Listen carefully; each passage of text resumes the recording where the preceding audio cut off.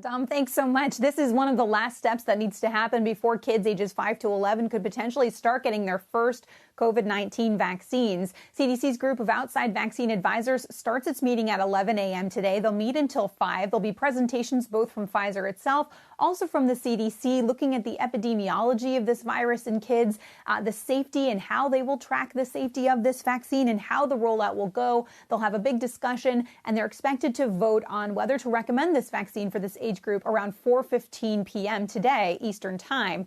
Then after that, the CDC director is expected to weigh in, probably accept the recommendation, and that is the last thing that needs to happen before kids can start getting their vaccines. We know that pediatricians' offices and other places have already started receiving the Pfizer vaccine, which is a different dose, different vial, kind of different setup. So they're all getting ready, and we could potentially see the first kids getting vaccinated tomorrow morning. Joe?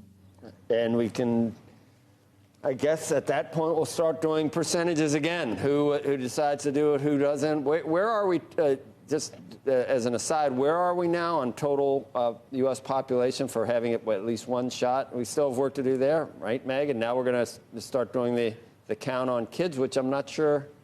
Some people will be very anxious. Other people probably will be hesitant, just like the general population. More so or less so with kids? Yeah. Well, it's interesting, Joe. The numbers that we see right now in terms of parents planning to get their kids vaccinated, about 30% say absolutely not, no way, ever.